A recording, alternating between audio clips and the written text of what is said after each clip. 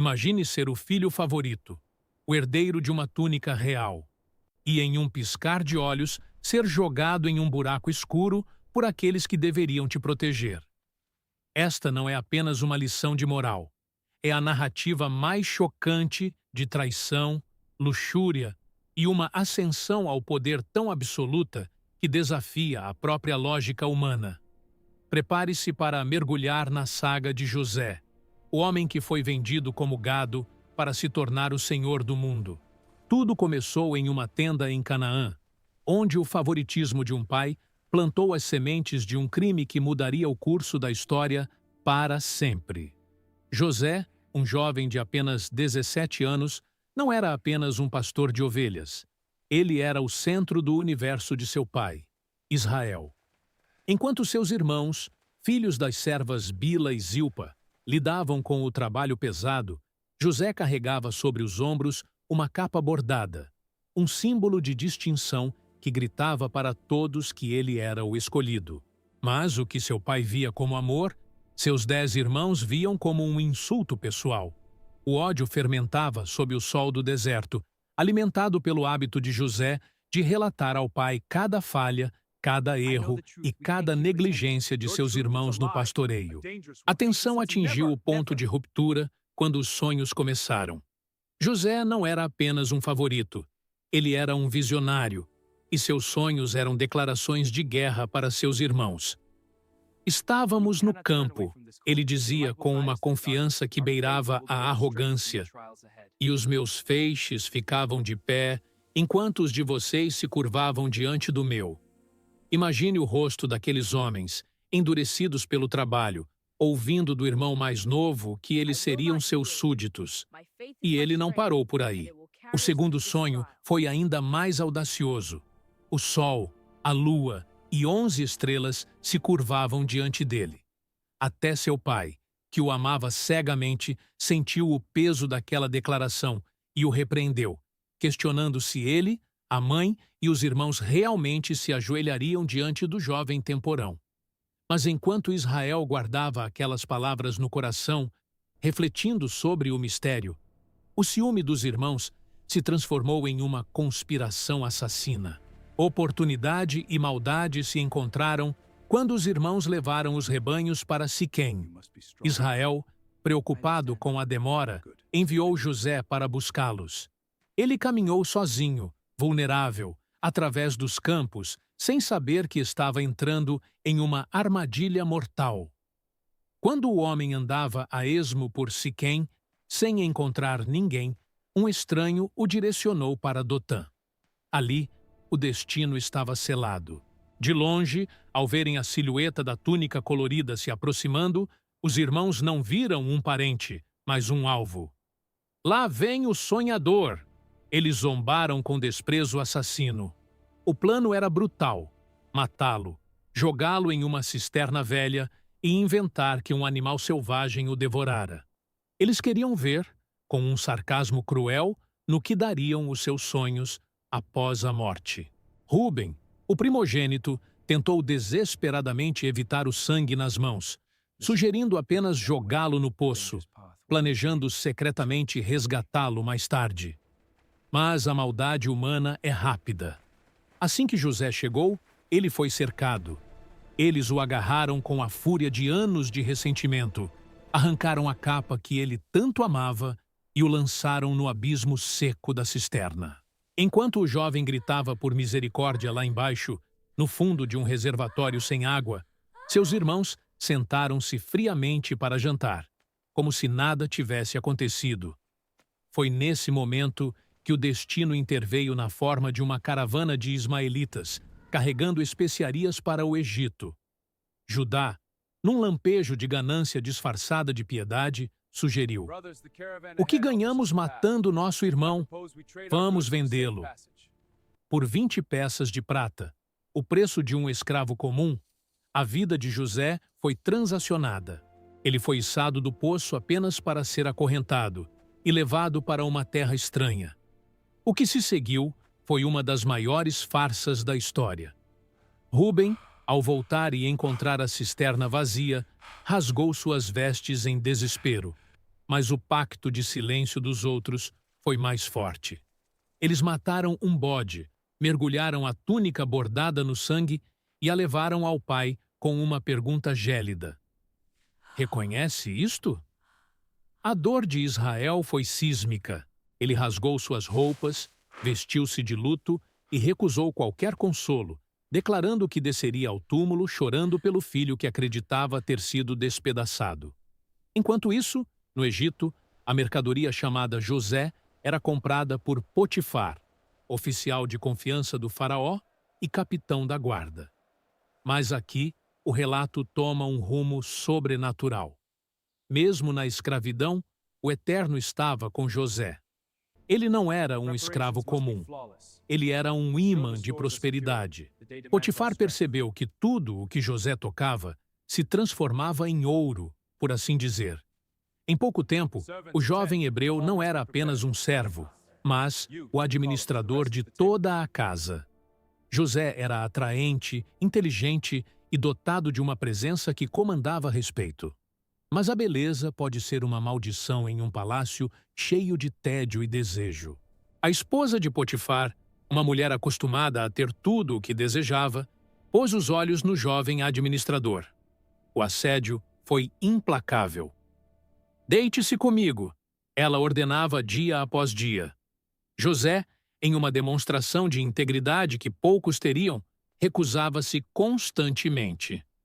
Ele explicava que seu senhor confiava nele plenamente, entregando-lhe tudo, exceto ela, sua esposa. Trair Potifar seria trair a Deus. Mas a rejeição feriu o orgulho daquela mulher poderosa. Certo dia, aproveitando-se de que a casa estava vazia, ela o agarrou pela roupa, insistindo no pecado. José, em um ato de fuga desesperada, deixou sua capa nas mãos dela e correu para fora. A vingança dela foi rápida e letal. Usando a mesma capa como prova forjada, ela gritou para os servos e mentiu para o marido, alegando que o escravo hebreu tentara violentá-la. A fúria de Potifar foi imediata e José foi lançado diretamente na masmorra onde ficavam os prisioneiros do rei. Mais uma vez, ele estava no fundo de um poço, traído por sua própria virtude. Mas a prisão não pôde conter sua essência. No escuro do cárcere, a bondade divina encontrou José novamente. O chefe da carceragem sentiu uma simpatia inexplicável pelo hebreu, e em pouco tempo, José estava administrando a própria prisão. Foi ali que ele cruzou o caminho de 2 oficiais do faraó que haviam caído em desgraça, o chefe dos copeiros e o chefe dos padeiros. Ambos tiveram sonhos perturbadores na mesma noite. José, com uma sensibilidade espiritual apurada, percebeu o abatimento neles e ofereceu-se para interpretar. As interpretações pertencem a Deus, ele declarou. Ao copeiro, ele revelou boas notícias. Em 3 dias, ele seria reintegrado ao seu posto. Ao padeiro, o veredito foi sombrio. Em 3 dias, sua cabeça seria cortada e as aves comeriam sua carne. Tudo aconteceu exatamente como José previu. Mas, em um momento de profunda humanidade, José implorou ao copeiro: "Não se esqueça de mim quando estiver tudo bem." Mas a memória humana é curta. O copeiro voltou ao luxo do palácio e o nome de José permaneceu esquecido no limbo da prisão por 2 longos anos. 2 anos de silêncio. 2 anos de ferrugem e escuridão. Até que o próprio faraó teve um pesadelo que nenhum sábio do Egito conseguia decifrar. 7 vacas gordas sendo devoradas por 7 vacas magras. 7 espigas cheias sendo engolidas por 7 espigas mirradas. O império estava em crise existencial. Foi então que a memória do copeiro despertou como um relâmpago. Ele confessou sua falha e falou do jovem hebreu na prisão que interpretava o impossível. José foi retirado às pressas. Barbeado, vestido e colocado diante do monarca mais poderoso da terra, ele não hesitou. Com uma humildade que contrastava com a grandeza do faraó, ele disse: "Não eu, mas Deus dará resposta de paz ao faraó." José explicou que os sonhos eram um só. 7 anos de fartura sem precedentes seriam seguidos por 7 anos de uma fome tão devastadora que o Egito esqueceria o que era ter comida. O conselho de José foi estratégico: estocar 1/5 de toda a produção durante os anos bons para que o país não morresse nos anos ruins. O faraó ficou atônito. Onde encontraríamos um homem como este, em quem está o Espírito de Deus? E antes de continuarmos com a reviravolta mais emocionante de toda a Bíblia, onde o escravo se torna o governante absoluto, eu preciso te fazer um convite. Se esta história de superação e estratégia está impactando você, não deixe de clicar no botão de curtir e se inscrever no canal. Comente aqui embaixo: o que é meu está guardado, para mostrar que você acredita que a sua virada também vai chegar. Agora, prepare-se para o reencontro que parou o mundo antigo. Em um instante, a vida de José mudou para sempre. O faraó tirou o anel de autoridade do próprio dedo e o colocou no de José.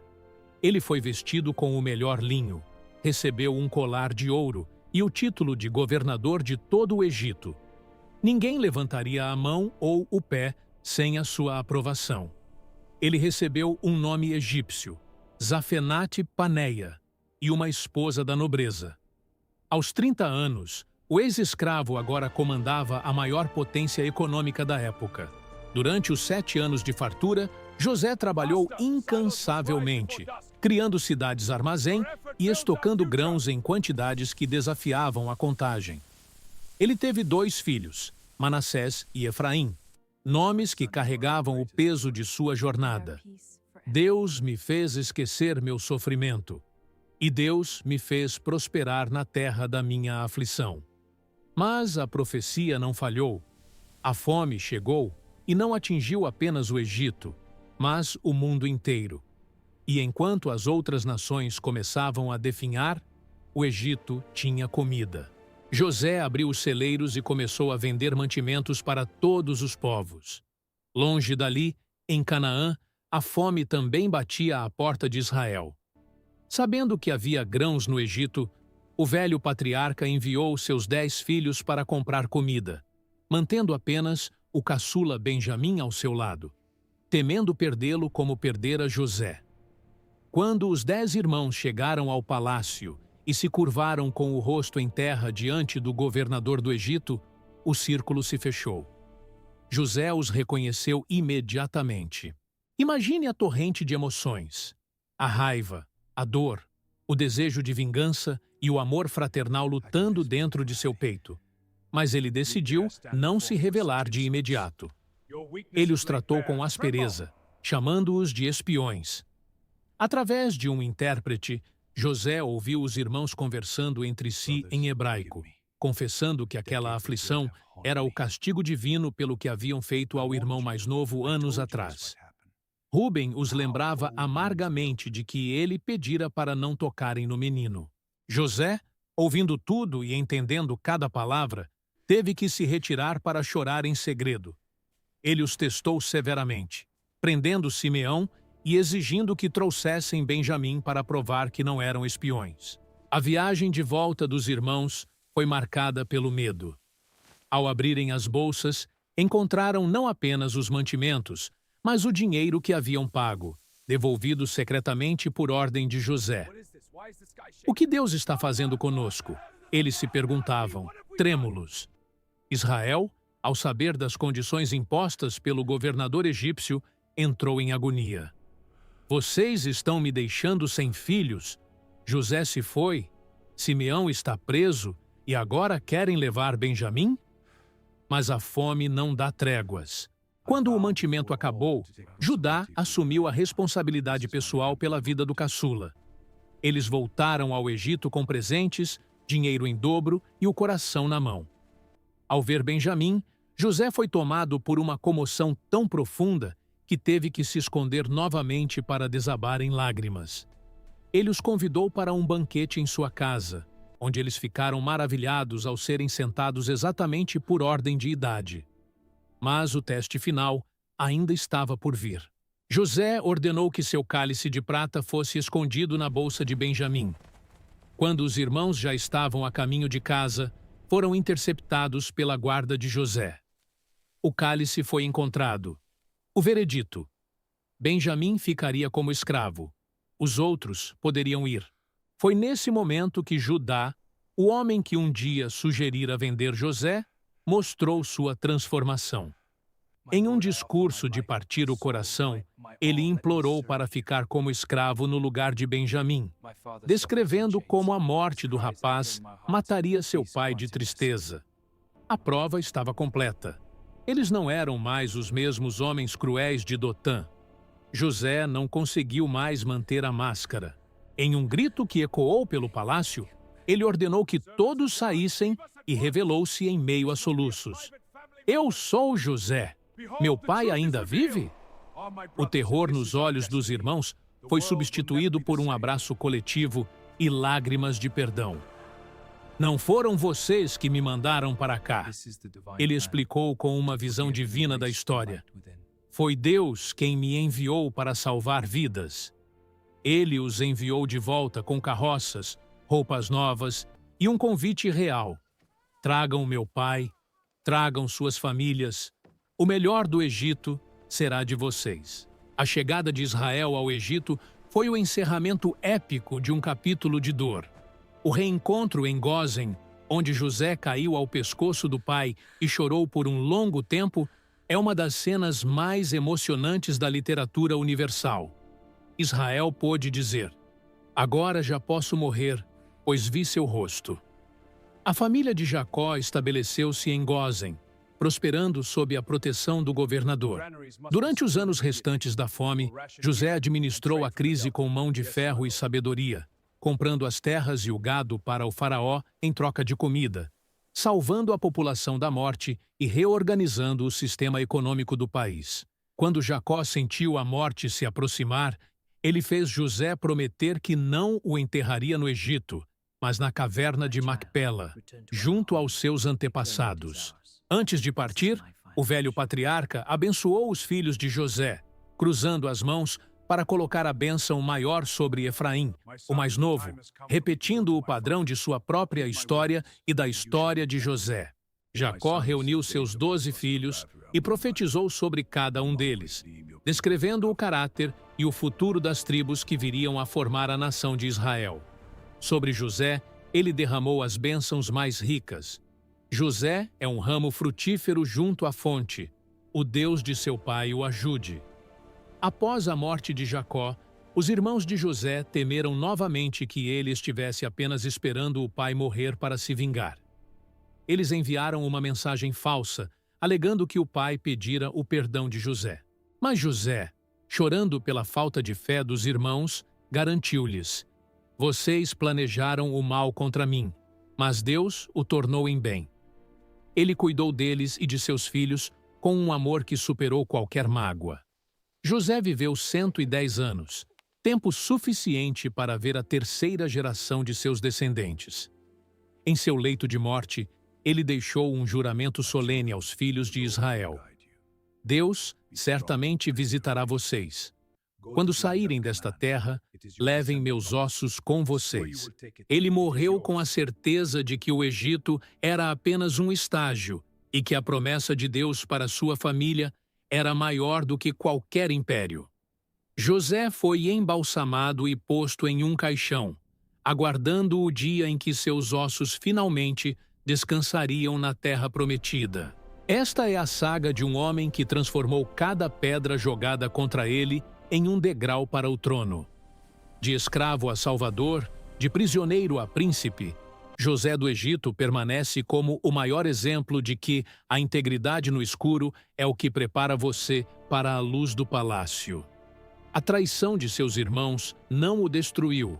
Ela o posicionou para salvar aqueles que o odiavam. E assim, o que começou com uma túnica manchada de sangue, terminou com uma nação salva e um legado de perdão que ecoa através dos milênios. A história de José nos lembra que, não importa o quão fundo seja o poço onde te jogaram, se a presença do Eterno estiver com você, o trono é o seu destino final. E se esta história inspirou você a olhar para os seus próprios desafios de uma forma diferente, compartilhe este vídeo agora com alguém que precisa de uma palavra de esperança e superação. Não esqueça de deixar o seu like e ativar as notificações para não perder nenhuma das nossas jornadas épicas pela história e pela fé. A sua participação é o que faz este canal crescer. Nos vemos no próximo vídeo, onde continuaremos desbravando os mistérios e as glórias do passado.